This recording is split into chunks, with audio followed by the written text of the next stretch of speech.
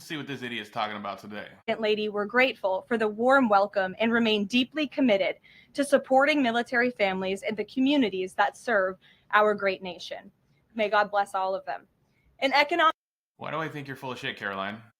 You don't even come across as genuine and honest. With 119,000 new jobs added, more than double. That's a lie. They're not even releasing that kind of stuff. They fired that dude, I thought. After the summer passage of President Trump's historic tax cuts and multiple big for the rich, historical tax cuts for the rich. Workers, the opposite of what we saw under the previous administration. Inflation also remains under control, and wages are up by 3.8% over the year for American workers because of President Trump's. The wage workers, are you experiencing that? Are your wages up? Let me know in the comments. How is the hourly wages doing in our country right now? Let me know. Workers to see their wages decline by approximately $3,000. We know that Americans are still hurting from the 4-decade high inflation caused by Joe Biden and the Democrats. But That's obviously a lie, right? Everyone is clear on that? Okay. He will not stop working until he solves it. As the president... My man can barely stand up. Who the hell's doing his makeup? This price since the COVID pandemic in 2021. President Trump is bringing down gas prices and providing significant savings to American families at the pump. Okay, who's experiencing that? Who's experiencing this great gas savings at the pump? I wouldn't say that it's terribly expensive, but I haven't seen it move at all. It's been at $2.99 or, $3.01 or $2.96 for a while now. Shoot. I'm going to do that. Because education system was not impacted whatsoever. Schools stayed fully open across the country. Students... I don't know about all that. We just had 20,000 absences in schools 2 days ago, I believe, because of ICE deportations operations happening in North Carolina. You lying B-word. Received their paychecks uninterrupted. The Democrats' government shutdown made it painfully obvious that American families do not... I don't like that they keep calling it the Democrat shutdown. Like, that is obviously a lie. The Republicans have the Supreme Court. They have control of the Senate. They have control of the House of Representatives. They have the executive branch. They have all levers of power. It is not the Democrats' fault. The Department of Ed has spent over $3 trillion taxpayer dollars without improving student achievement, despite peer pupil spending having increased. Peer pupil? Is that pure pupil? Showed that 13-year-olds' math scores are the lowest they've been in decades, and their reading scores are the lowest since testing began more than 30 years ago. And that seems like exactly what you want. You really want a population of really unintelligent people so you can control them. That's exactly what's happening. Amazing leader behind me, our Secretary of Education, Linda McMahon, who is making these monumental...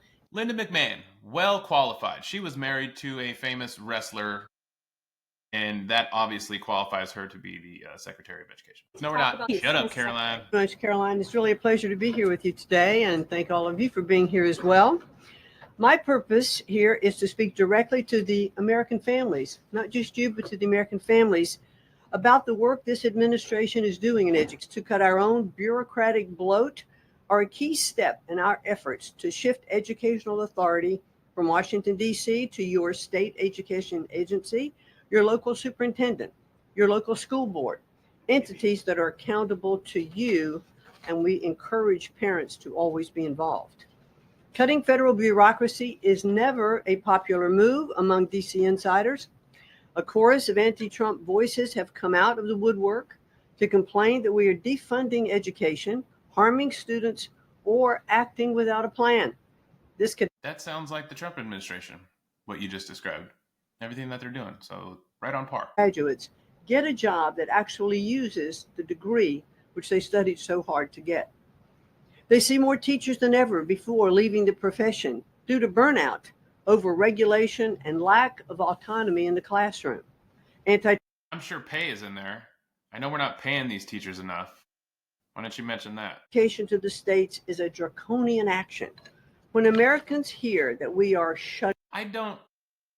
Maybe the Democrats are doing that, but Everything that she just said, I don't particularly disagree with. I mean, if the states are in control of the educational system, that's not the worst thing. I don't support it. I'm just saying I don't find a whole lot of horrible things with that. Can be sent directly without waste. The Democrats' government shutdown proved that without a doubt, and I'll reiterate what You tell us a part of their messaging too. They do have a very good messaging system because they all spout off the same talking points almost every day. I'm sure the Democrats do too. set the right priorities in higher education. President Trump promised to send education back to the states, and we're keeping that promise. America's next generation will look back on the work. You know what? But who was really adamant about getting education back to the states, if not for the Republican leaders to push a power agenda? Like, what regular citizens, what regular MAGA people are out there like stewing, like, we really need to get the education system back into the states? Like, is that a real thing in America? I don't sit around with my friends and discuss things like that. I could be wrong. Let me know in the comments. To do that. Those who need a little catch up, it refeeds information to them. And so after those 2 hours of learning, the basics of what they're doing in their curriculum that day, then they spend the rest of the day. I mean, they have good recess and all of that time, but then they spend the rest of the day in what are called life skills. And they're actually using the information that they've learned this morning. So I've seen some AI in action that is really proving quite beneficial. That's actually a really cool application of AI. I hope they're doing that everywhere. We could really use AI to increase the efficiency of learning with our kids, kind of like the Matrix. I bet soon we'll be at that point where you can plug something into our head and upload skills. That would be great. Regulations that came out from the administration. A lot of schools, whether in high school or even higher education is concerned, some of them are defying these new administration policies, even apparently according to a new report. I'm sorry, I can't hear you. As far as there's been a new report from the administration saying, Let's get to it. Yes. You guys, Taking the ICE operations. We will premiere this Sunday the Real America's Voice, the right. He sounds like right-wing Spanish news from Spain. that we are currently working on tomorrow. As you saw, the president speaks volumes that tomorrow we have a communist coming to the White House because that's who the Democrat Party elected as the mayor of the largest city in the country. I think that is bananas to have the presidential spokesperson saying that about another American, especially about an elected mayor of one of the biggest cities in our country.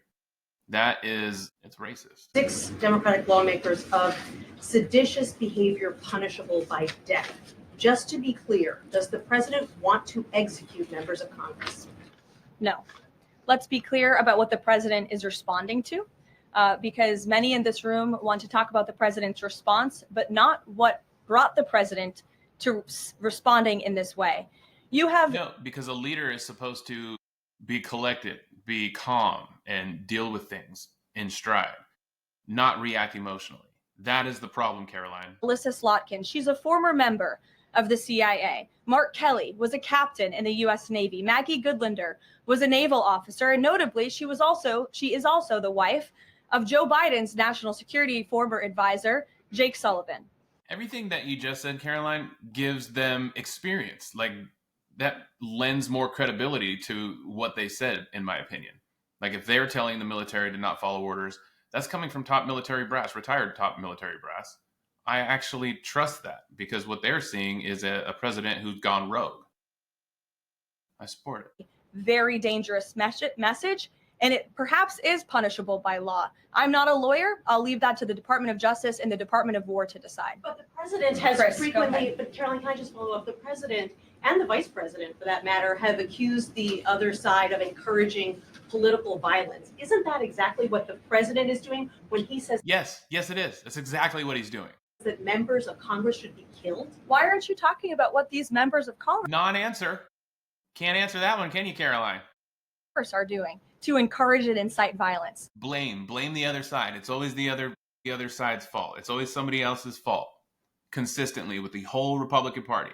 Lawful orders. Every single can refuse an illegal order, which but is they're suggesting, Nancy, that the president has given illegal orders, which he has not.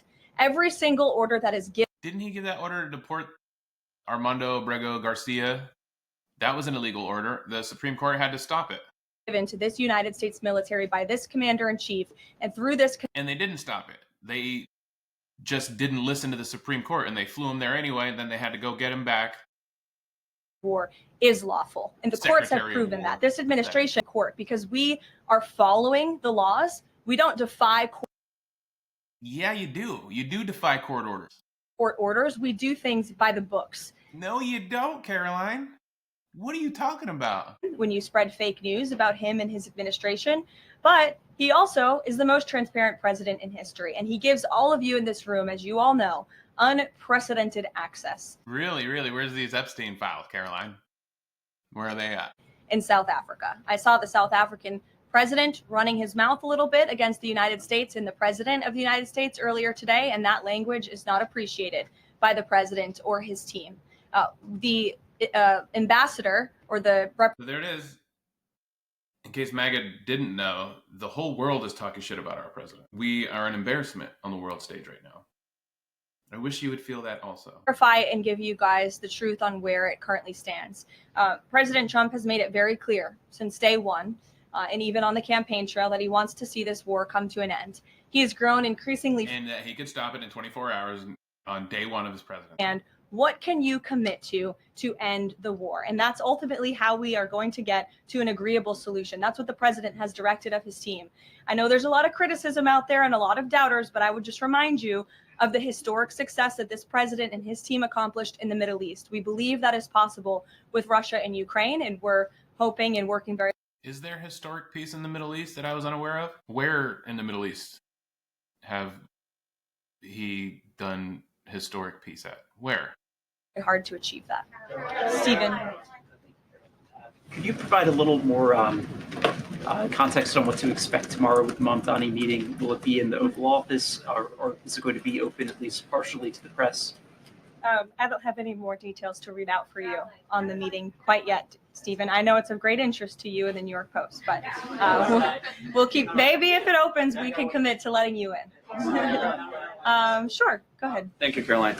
It came up yesterday during a confirmation hearing for the president's pick to lead the CFTC that the CFTC currently has 0 Democrat commissioners, whereas usually it's had 2 or more.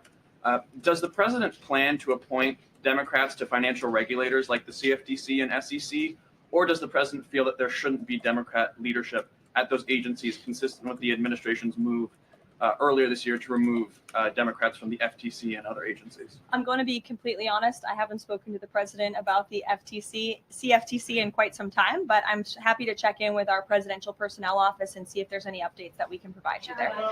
Sure. Thank you, Caroline. Last week on Fox News, President Trump said that we've had a lot of problems with the French. How would you describe the current relationship between France and the U.S.? Look, the relationship remains very strong. President Trump speaks quite frequently with Emmanuel Macron. I think they have a good working relationship. But the president is not shy to point out when he has disagreements with world leaders as well. And he's done that with respect to Mr. Macron as well. Deanna, go ahead. Caroline, there are reports that Qatar is acting as a mediator in the Ukraine peace process. Can you confirm that the president Qatar is acting as a mediator? I'm not other than what I previously shared. Which one? Brian? Thank you, Caroline. 2 questions. We're getting awfully close with the Qataris, and he was cozying up to Mohammed bin Salman yesterday, the guy who ordered the killing and dismemberment of an American journalist in Saudi Arabia. And we're letting Qatar build an Air Force base in Idaho or something. Something's going on where these guys have something on Trump, it seems like. Or they're just giving him a lot of money. He's like, yeah, you can do whatever you want. That's probably more what it is. He's too stupid for anything else. Bribes are very easy with that guy. President, and from the chain of command, this entire room would be up in arms. But instead, it is the other way around, and I think that's quite telling. I'm going to let you all go because the president, excuse me, I appreciate the encouragement this morning, but this afternoon, but President Trump is about to meet.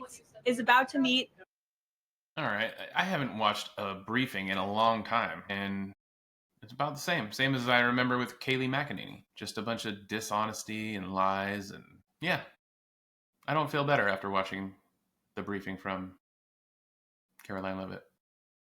I don't feel good at all. But hit subscribe. This is almost above average. Peace.